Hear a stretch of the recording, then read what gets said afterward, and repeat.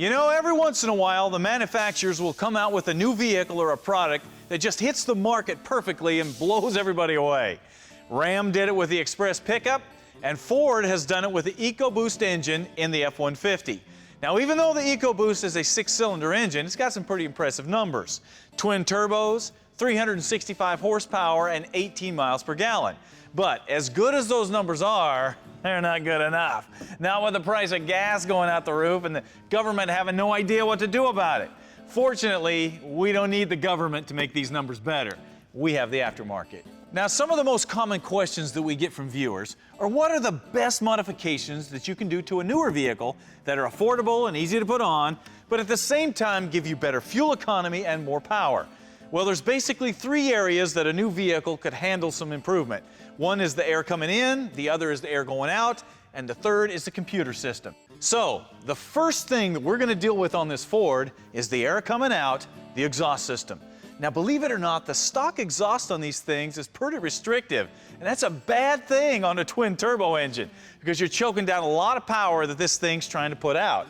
So, we are going to free the beast, and we're going to do it with a Heartthrob exhaust system. Check it out. Basically, I think what Ford did was just took the system they're already running on their V8s, naturally the fuel-injected systems, and said, well, this will work on our EcoBoost, and put it on there, and they were happy with the sound quality, and they were getting plenty of performance, but they sure left a lot on the table.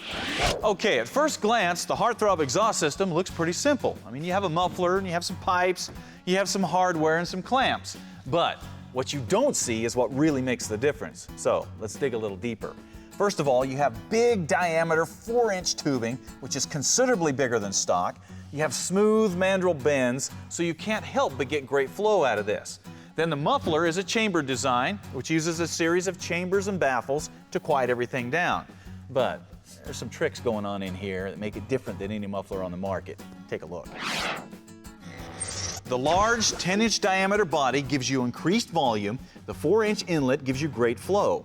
This center baffle has these special wings cut into it that provide great flow this direction, but also act as check valves to keep the exhaust from swirling around and trying to come back the direction it came. Everything continues to flow out the way it's supposed to with very little restriction. It's just quieter. So you end up with a muffler that not only sounds good, but it flows like crazy. The best part is, anybody can put this system in. Come on.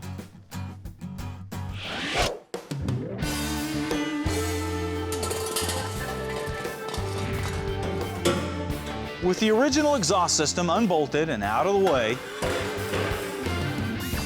the flanged front extension pipe bolts to the stock flange. The next pipe is where you need to do some cutting. Now, since this system will fit all long and short wheelbase F-150s, you'll need to trim this pipe to the length that Heartthrob specifies for your wheelbase. I had a feeling that was going to kick kind of nasty. The next piece to go on is the muffler using the supplied clamps and hangers.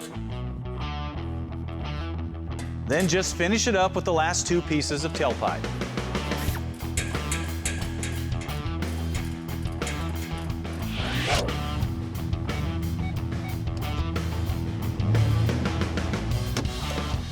Now, you may be looking at this thinking, well, that's great, but that's just a catback exhaust system. How good can it be?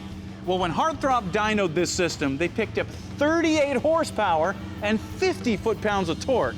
Man, you are going to feel that. That's not pretend numbers. And they found that when you're not romping on it, you're going to pick up a little better fuel mileage too. And those are numbers that are going in the right direction.